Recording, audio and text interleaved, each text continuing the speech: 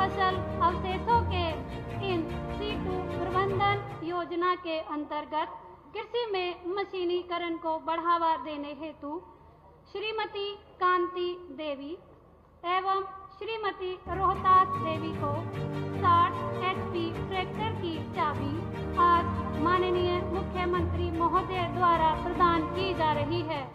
आप सभी जोरदार तालियों के साथ इनको बधाई दें और माननीय मुख्यमंत्री जी का आभार व्यक्त करें।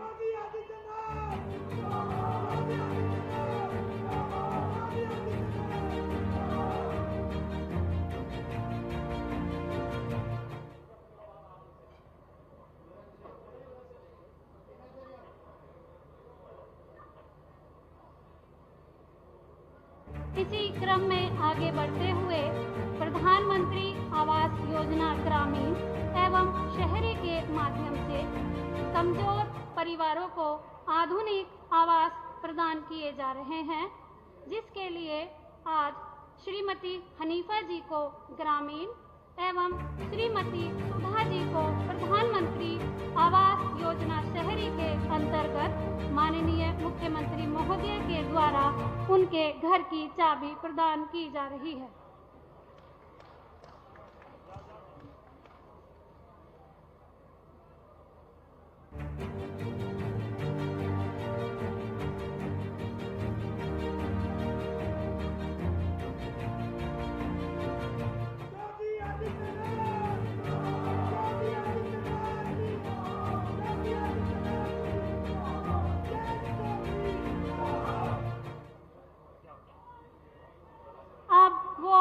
सुनहरी घड़ी भी आ चुकी है, जिसकी सभी बागपत वासियों को बेसब्री से प्रतीक्षा थी।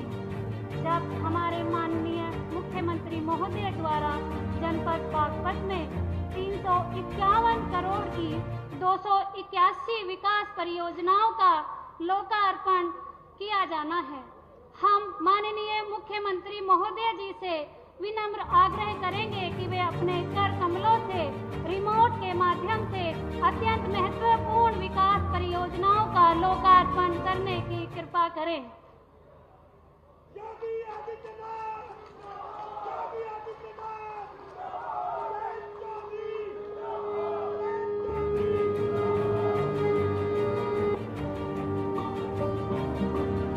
अब हम परम यशस्वी कर्म योगी कुशल नेतृत्व क्षमता के धनी राजनीति के लौह स्तंभ एवं निरंतर राष्ट्र सेवा के लिए तत्पर माननीय मुख्यमंत्री उत्तर प्रदेश श्री योगी आदित्यनाथ जी से विनम्रता के साथ करबद्ध होकर अनुरोध करते हैं कि आप इस कार्यक्रम में उपस्थित सभी गणमान्य सदजनों को अपने बहुमूल्य आशीर्वाद द्वारा मार्ग प्रशस्त करने का कष्ट करें।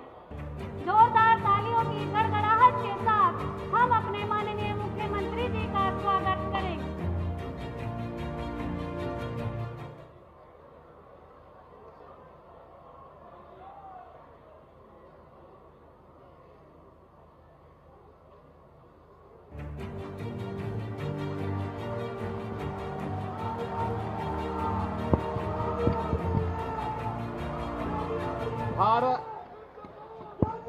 भारत माता की, भारत माता की, भारत माता की। वंदे वंदे वंदे।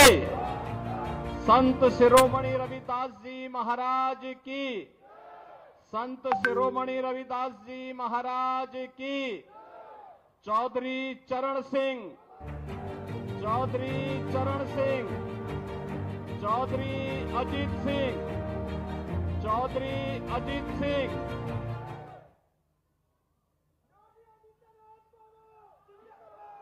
आज के इस कार्यक्रम में मंच पर उपस्थित केंद्र सरकार में कौशल विकास एवं उद्यमता मंत्रालय के माननीय मंत्री चौधरी जयंत सिंह जी, उत्तर प्रदेश सरकार में मंत्रिमंडल के मेरे वरिष्ठ सहयोगी श्री अनिल कुमार जी, प्रभारी मंत्री बागपत श्री जसवंत सिंह सैनी जी, प्रदेश सरकार के राज्य मंत्री श्री केपी मलिक जी, लोकप्रिय सांसद श्री राजकुमार सांगवान जी, माननीय सांसद बिजनौर श्री चंदन सिंह चौहान जी, हमारे लोकप्रिय विधायक डॉक्टर अजय कुमार जी, श्री योगेश धामा जी, श्री गुलाम मोहम्मद जी, मंच पर उपस्थित हमारे सभी माननीय विधायकगण, भारतीय जनता पार्टी के क्षेत्रीय अध्यक्ष श्री सत्येंद्र सिंह सिसोदिया जी, जिला अध्यक्ष भारतीय जनता पार्टी से वेदपाल उपाध्याय जी, जिला अध्यक्ष राष्ट्रीय लोकदल श्री सुभाष गुर्जर जी, प्रदेश मंत्री भाजपा डॉक्टर चंद्रमोहन जी, पूर्व विधायक श्री शैलेंद्र रमाला जी, मंच पर उपस्थित भारतीय जनता पार्टी और राष्ट्रीय लोकदल के सभी सम्मानित पदाधिकारीगण और अपने प्रिय नेता के सम्मान के लिए आज उनकी पावन जयंती कार्यक्रम में उपस्थित बागपत के मेरे सभी उपस्थित बहनों और भाइयों, मैं बागपत की इस पावन धरा को, जो महाभारत कालीन एक पावन धरा है और जिस धरा को भारत के अन्नदाता किसानों के मसीहा के रूप में चौधरी चरण सिंह जी का सानिध्य प्राप्त हुआ हो, इस पावन धरा को कोटि कोटि नमन करते हुए आप सबका मैं अभिनंदन करता हूं। बहनों और भाइयों, ये एक दुर्लभ संजोग है। आज माघ पूर्णिमा है, संत शिरोमणि सदगुरु रविदास जी महाराज की पावन जयंती और अपने पूज्य पिता की विरासत को, दुनिया के प्रतिष्ठित पैकेज को छोड़ करके मातृभूमि की सेवा के लिए अपने आप को समर्पित करने वाले पूर्व केंद्रीय मंत्री चौधरी अजीत सिंह जी की भी पावन जयंती का कार्यक्रम है।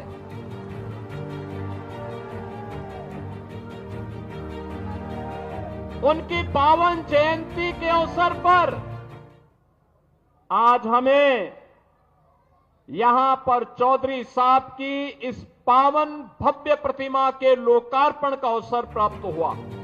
मैं इस अवसर पर उनकी स्मृतियों को नमन करते हुए प्रदेश सरकार और उत्तर प्रदेश वासियों की ओर से उन्हें विनम्र श्रद्धांजलि अर्पित करता हूं। बहनों और भाइयों, चौधरी अजीत सिंह जी,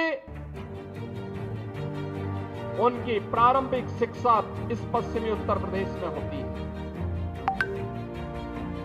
वे कालविन तालुकदार कॉलेज लखनऊ में जाकर के उन्होंने सीनियर सेकेंडरी तक की शिक्षा अर्जित की। लखनऊ विश्वविद्यालय में उन्होंने बीएससी किया। अपने समय के प्रतिष्ठित आईआईटी खड़गपुर से उन्होंने बीटेक की डिग्री ली और उसके बाद एमएससी के लिए उन्होंने दुनिया के प्रतिष्ठित संस्थान यूएस के एक प्रतिष्ठित संस्थान में जाकर के शिकागो से उन्होंने एमएस की कंप्यूटर साइंस में डिग्री लेने के बाद वहीं पर उन्होंने प्रतिष्ठित कंप्यूटर कंपनी आईबीएम में कंप्यूटर साइंटिस्ट के रूप में सेवा प्रदान की। 2 दशक तक वहां कार्य करने के बाद उन्हें लगा कि नहीं, ये पैसा, ये प्रतिष्ठा अगर मैं देश की सेवा करके करूं, अपने अन्नदाता किसानों की सेवा करते हुए देश को आगे बढ़ाने में करूं तो और अच्छा होगा। और भारत वापस आने के बाद कुछ समय तक उन्होंने सेवा के कार्यक्रम को बिना किसी दलीय प्रतिबद्धता के साथ आगे बढ़ाया और 1986 से सक्रिय राजनीति में रह करके उन्होंने इस पूरे क्षेत्र को, प्रदेश को, देश को एक नेतृत्व देने की दिशा में आगे बढ़े। आज चौधरी अजीत सिंह जी हमारे बीच नहीं है, लेकिन उनकी स्मृतियां हैं, उनके द्वारा किए गए कार्य हैं, उनका अनुभव है, उनके द्वारा जो मार्गदर्शन दिया गया, उस कालखंड से जुड़े हुए लोग हमारे सामने मौजूद हैं।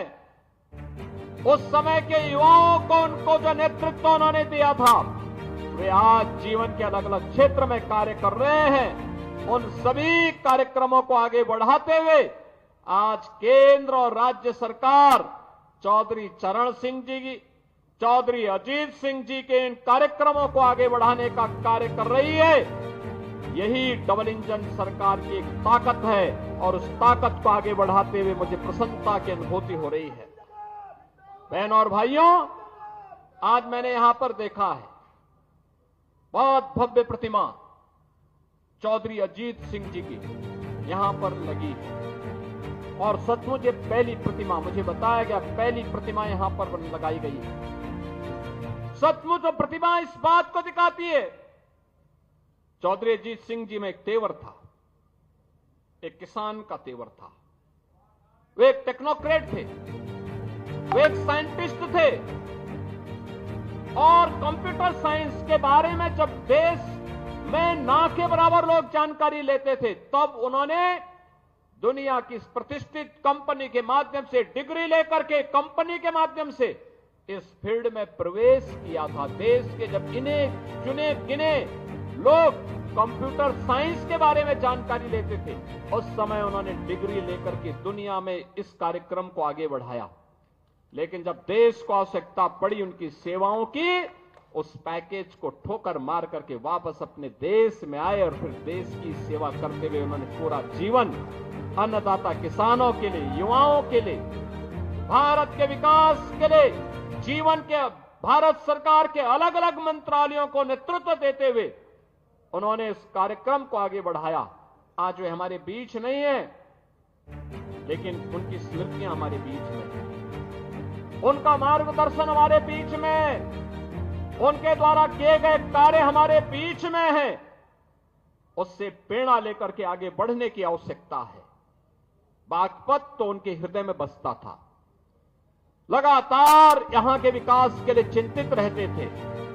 आज जो विकास हम पश्चिमी उत्तर प्रदेश में करा पा रहे हैं, ये चौधरी चरण सिंह जी को उनके द्वारा प्रदेश के अंदर मुख्यमंत्री के रूप में, केंद्रीय मंत्री के रूप में उनका जो मार्गदर्शन उस कालखंड में प्राप्त हुआ, उनके संदर्भों को लेकर के ही हम आगे बढ़ पाते हैं।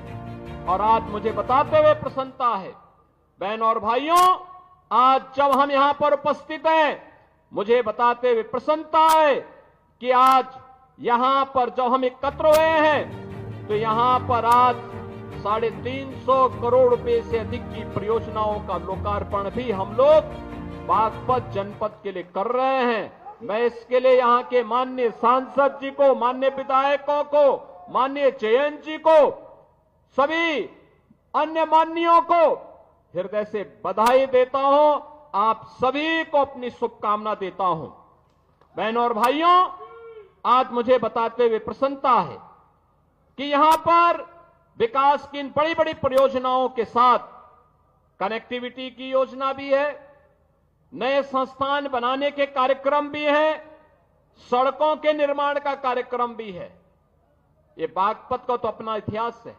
याद करिए, 5000 साल पहले जब दुनिया में अंधकार था, दुनिया को किसी प्रकार की कोई जानकारी नहीं थी, तब 5000 साल पहले पांडवों ने जो 5 गांव मांगे थे, उनमें से बागपत एक गांव था। बागपत एक था। किसका इतिहास है? 5000 साल पहले का। दुनिया के अंदर कोई कितना भी विकसित देश क्यों न हो, कोई अपने 500 साल का बताएगा, कोई 700 साल का बताएगा, कोई 1400 साल का बताएगा, कोई 1500 साल का बताएगा, कोई 2000 साल का बताएगा। इससे ज्यादा कोई नहीं बता सकता। और बागपतवासी आप तो बोल सकते हैं कि भगवान कृष्ण ने पांडवों के लिए जिन 5 गांवों को मांगा था, उनमें से बागपत एक था। अगर हमारे इतिहास को देखना हो तो बागपत में भी आकर के आप देख लें। लेकिन बहनों और भाइयों, एक तरफ आप सभी अपनी मेहनत से, हमारा अन्नदाता किसान अपनी मेहनत से, अपने खून और पसीने की कमाई से विकास में योगदान दे रहा है। प्रधानमंत्री मोदी जी के विजन को प्रभावी ढंग से आगे बढ़ाने का काम कर रहा है। बागपत हो या मेरठ, बुलंदशहर हो या फिर गाजियाबाद, नोएडा या फिर हापुड़ या बिजनौर, मुजफ्फरनगर, शामली या सहारनपुर, इन सभी जनपदों के विकास के लिए लगातार कार्य कर रहा है। यहां का नौजवान लगा हुआ है, कार्य कर रहा है। और दूसरी तरफ कुछ लोग हैं जिनको ये विकास अच्छा नहीं लग रहा है। बहन और भाइयों, उनको अच्छा नहीं लगता। आपको बताते हुए मुझे बहुत प्रसन्नता की अनुभूति हो रही है। इस सदी का महाकुंभ चल रहा है प्रयागराज में। प्रयागराज महाकुंभ में आज माघी पूर्णिमा के अवसर पर भी करोड़ों लोग स्नान कर रहे हैं। प्रातः 4 बजे से ही मैं उस व्यवस्था में लगा था। मेरे सामने कल एक परसों असमंजस की स्थिति थी कि मैं यहां पे प्रतिमा अनावरण कार्यक्रम में आ पाऊंगा कि नहीं आ पाऊंगा। लेकिन जब चौधरी जयंत जी का फोन आया, उन्होंने कहा कि कैसे होगा। मैंने कहा आप चिंता मत करिए, मैं दोपहर के बाद, क्योंकि प्रयागराज में तब तक काफी बड़ी संख्या में लोग स्नान कर चुके होंगे, और फिर मैं वहां पर कार्यक्रम में भाग लूंगा, जरूर भाग लूंगा। और बहनों और भाइयों, में आया हूं। आप देखिए, ये नया उत्तर प्रदेश है। ये नया उत्तर प्रदेश है। 25 करोड़ की आबादी है और कल तक 50 करोड़ लोग प्रयागराज में मां गंगा, मां यमुना और मां सरस्वती की त्रिवेणी में आस्था का स्नान कर चुके हो, कर लेंगे। यानी 50 करोड़ आबादी दुनिया के अंदर कहां होगी। उत्तर प्रदेश वासियों, आप दुनिया को बता सकते हैं कि आइए, आपको आस्था का स्नान करना हो, हमारे प्रयागराज में आइए। 50 करोड़ लोग महाकुंभ में स्नान किए हैं। लेकिन कुछ लोगों की आदत है, चोरी छिपे उन लोगों ने कोरोना की वैक्सीन लगवाई, लेकिन दुनिया को कहते रहे रे मत लगाओ। ऐसे ही चोरी छिपे, वो तो आज के दिन पे बहुत कोई छुप नहीं सकता। चोरी छिपे चुपचाप संगम में डुबकी लगा करके आ गए। लेकिन जनता जब पुण्य का भागीदार बनने के लिए, स्नान करने के लिए जा रही है, कह रहे मत जाओ मत जाओ। लेकिन जनता कहां मानने वाली है। जनता तो उनकी असलियत जान चुकी है। और इसे करोड़ों की संख्या में श्रद्धालु जाकर के आज भी और 26 फरवरी तक रेला इसी प्रकार से आगे बढ़ता रहेगा, कोई संदेह नहीं। लेकिन एक बात समझ में नहीं आता है, जब इनको अवसर मिला था तब इन्होंने कुछ नहीं कहा। याद करिए बागपत के नौजवानों, पुलिस की भर्ती निकलती थी, बागपत का नौजवान पुलिस की भर्ती होने से वंचित हो जाता था। लेकिन अब आपकी भर्ती हो रही है। याद करिए, अभी 60,200 पुलिस के नए भर्ती की प्रक्रिया चल रही है। फिजिकल टेस्ट हो रहा है। अगले 1.5 महीने के अंदर, 1.5 से 2 महीने के अंदर इनकी ट्रेनिंग का कार्यक्रम आगे बढ़ेगा और इस साल के अंत तक यूपी पुलिस को 60,200 नए पुलिस कार्मिक मिलेंगे, बिना भेदभाव के। बागपत का नौजवान भी होगा, मुजफ्फरनगर का भी होगा, बुलंदशहर का भी होगा, गाजियाबाद का भी, हापुड़ का भी, बिजनौर का भी, शामली का भी, सहारनपुर का भी, हर एक जनपद का नौजवान होगा। उत्तर प्रदेश की ताकत का एहसास कराएगा और उत्तर प्रदेश का नौजवान ही नहीं होगा, उत्तर प्रदेश की बेटियां भी होंगी, क्योंकि उनके लिए तो 20% जगह हमने अनिवार्य रूप से कर दिया है कि बेटी भी इसमें अनिवार्य रूप से भर्ती होगी। बहनों और भाइयों, इन नौजवानों के बल पर ही हम उत्तर प्रदेश की कानून व्यवस्था को देश की सबसे बेहतरीन कानून व्यवस्था बना रहे हैं। बेटी भी सुरक्षित है, व्यापारी भी सुरक्षित है, हर व्यक्ति अपने आप को सुरक्षित महसूस करता है। यहां निवेश आ रहा है, नए नए निवेश के माध्यम से हम आगे कार्यक्रम आगे बढ़ा रहे हैं। और मैंने तो अभी जयंत जी को बताया है, मैंने कहा हम लोग दिल्ली बागपत देहरादून एक्सप्रेसवे में बागपत के पास एक इंडस्ट्रियल कॉरिडोर का निर्माण का कार्यक्रम कराना चाहते हैं। यहां इंडस्ट्री लगे, इस कार्यक्रम को हम आगे बढ़ाना चाहते हैं। बस उसमें आप लोगों का आशीर्वाद और सहयोग प्राप्त होगा तो हमारे स्तर पर कहीं कोई संदेह नहीं, उस कार्यक्रम के लिए हम लोग पैसे की व्यवस्था भी कर चुके हैं। बहनों और भाइयों, ये कार्यक्रम इसी रूप में आगे बढ़ेंगे। बागपत में मेडिकल कॉलेज के निर्माण की कार्रवाई को तेजी के साथ आगे बढ़ाने का आदेश दिया जा चुका है। मेडिकल कॉलेज बागपत में भी होगा। यहां पे इंटर कॉलेजेस की मांग, सड़कों के निर्माण की मांग या अन्य जो भी अन्य कार्यक्रमों को आगे बढ़ाने की मांग यहां के हमारे जनप्रतिनिधियों के माध्यम से हमारे पास आती है। हम लोग उसमें कहते हैं कोई किसी प्रकार का कोई रोक टोक नहीं होना है।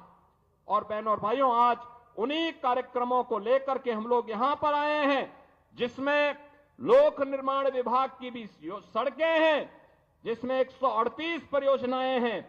राजकीय इंटर कॉलेज सिंगावली अहिर का भी आज यहां पे लोकार्पण हुआ है। राजकीय कन्या इंटर कॉलेज बिलोचपुरा, इसका भी आज लोकार्पण का कार्यक्रम हुआ है। और बागपत में एक नए बस स्टेशन का लोकार्पण का कार्यक्रम होने के साथ ही आईटीआई प्रहलादपुर यमुना नदी के बाएं किनारे स्थित जागोस में बाढ़ सुरक्षा के कार्य हैं। खेलो इंडिया कार्यक्रम के अंतर्गत ग्राम मितली में मल्टीपर्पज हॉल का निर्माण है और पुलिस लाइन बागपत में महिला बैरक के निर्माण के साथ ही थाना बिनौली में भी, थाना रमाला में भी हॉस्टल और बैरक के निर्माण की कार्रवाई होने की कार्रवाई यहां पर आगे बढ़ाई गई है।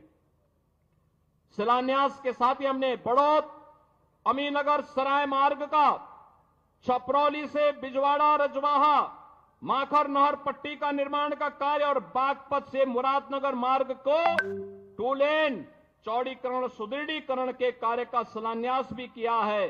तो हिंडन नदी पर नए सेतु के पहुंच मार्ग और सुरक्षात्मक कार्य के लिए भी आज शिलान्यास का कार्यक्रम हुआ है।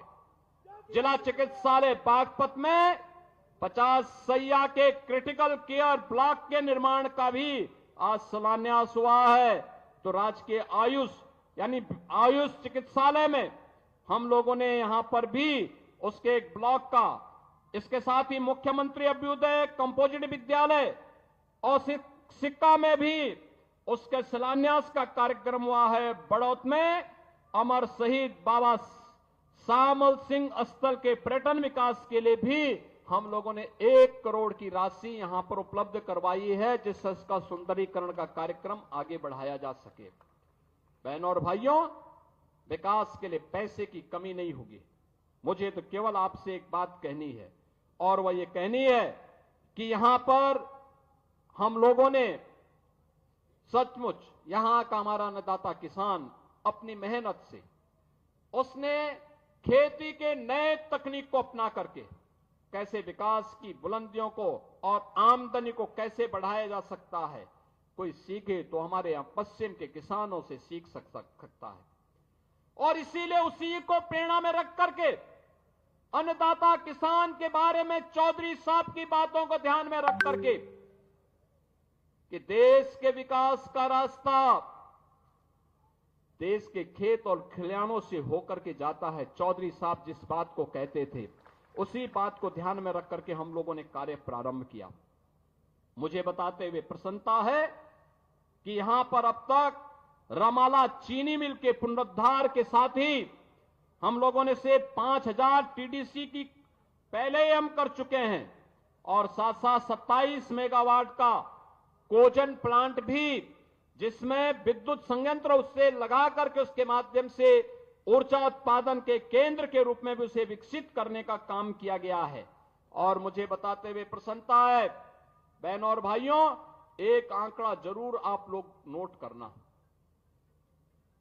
पिछले 8 वर्ष में, अभी 8 वर्ष हमें 25 मार्च को होंगे, लेकिन मैं आपको बताना चाहता हूं अभी तक हम लोगों ने 2017 से अब तक 2,72,600 करोड़ रुपए अन्नदाता किसान को केवल गन्ना मूल्य का भुगतान अन्नदाता किसान के खाते में सीधे किया है। यानी 2,72,600 करोड़ रुपए। और मुझे बताते प्रसन्नता है कि 2023-24 का 99.51% का गन्ना मूल्य का भुगतान हम लोग कर चुके हैं। और इसके साथ ही मुझे बताते हुए भी कि 1995 से लेकर 2017 तक 22 वर्ष में जितना गन्ना मूल्य का भुगतान विपक्षी दलों की सरकारों में हुआ है, चाहे वह समाजवादी पार्टी की सरकार रही हो या बहुजन समाज पार्टी की सरकार, उससे 22 वर्ष में जितना इन्होंने गन्ना मूल्य का भुगतान किया है, हम लोगों ने मात्र 8 वर्ष में, 8 वर्ष से कम समय में उससे ज्यादा लगभग 60,000 अधिक गन्ना मूल्य का भुगतान अब तक हम किसानों को कर चुके हैं। यानी उनका 22 वर्ष, हमारे 8 वर्ष उस पर हावी हैं। इसका मतलब अन्नदाता किसान के लिए अच्छी दिशा में सरकार ने कार्य प्रारंभ किया है और सरकार इस कार्यक्रम को आगे बढ़ाने का कार्य कर रही है। मैं आज के इस अवसर पर आप सभी को इस बात के लिए आश्वस्त करता हूं कि अन्नदाता किसान हो, नौजवान हो, एक एक पाई अन्नदाता किसान के खाते में जाएगी। अन्यथा चीनी मिल को हम लोग सरकारी अधिग्रहण लेकर के उस पे हम उसको सरकार के माध्यम से चलाने का काम करेंगे। और कोई भी व्यक्ति हर किसान हर चीनी मिल को अच्छे ढंग से चलाएंगे। हमने पिछले आपने इस बात को देखा होगा कि ये वह सरकार है जिस सरकार ने 3 नई चीनी मिलें लगाई हैं, 8 चीनी मिलों का विस्तारीकरण किया है और साथ साथ 120 चीनी मिलों में से 105 चीनी मिलें ऐसी हैं जो 10 दिन के अंदर, 1 सप्ताह से 10 दिन के अंदर गन्ना मूल्य का भुगतान कर रही हैं। 15 चीनी मिलें जो गन्ना मूल्य के भुगतान में थोड़ा लेट हैं, उनको भी समयबद्ध तरीके से गन्ना मूल्य भुगतान के लिए प्रेरित किया जा रहा है। बहनों और भाइयों, मैं अन्नदाता किसानों से भी और नौजवानों को भी इस बात के लिए आश्वस्त करता हूं, अब अन्नदाता किसान की जेब पर कोई डकैती नहीं डाल सकता। अब नौजवान की नौकरी पर कोई डकैती नहीं डाल सकता। अब यहां पश्चिमी उत्तर प्रदेश की सुरक्षा पर, बेटी और व्यापारी की सुरक्षा पर कोई सेंध नहीं लगा सकता है। अगर कोई लगाएगा तो उसका खामियाजा भी भुगतने के लिए उसको तैयार होना होगा। और इसी के लिए आज सरकार आपको आश्वस्त करने के लिए आई है। आज के इस अवसर पर मैं आप सबको एक बार फिर से माघ पूर्णिमा की हृदय से बधाई देता हूं। आज संत रविदास जी की पावन जयंती पर सरकार ने इसीलिए अवकाश घोषित किया था कि लोग पावन नदियों में, सरोवरों में स्नान कर सकें, उसका आनंद भी ले सकें, संत शिरोमणि के प्रति अपनी श्रद्धा को व्यक्त भी कर सकें। और इसके साथ ही सरकार ने यह भी तय किया है कि हम लोग इन महापुरुषों से जुड़े हुए सभी कार्यक्रमों को आगे बढ़ाने का कार्यक्रम करेंगे। मैं एक बार फिर से अन्नदाता किसानों के प्रति पूरा जीवन समर्पित करने वाले चौधरी अजीत सिंह जी की इस पावन जयंती के अवसर पर उनकी प्रतिमा अनावरण कार्यक्रम में उनके प्रति एक बार फिर से विनम्र श्रद्धांजलि अर्पित करते हुए अपनी वाणी को विराम देता हूं। मेरे साथ बोलेंगे भारत माता की, भारत माता की, भारत माता की, वंदे वंदे वंदे। जनपद बागपत की धरती माननीय मुख्यमंत्री महोदय के आशीर्वचनों से आज कृतार्थ हुई है। इसके लिए हम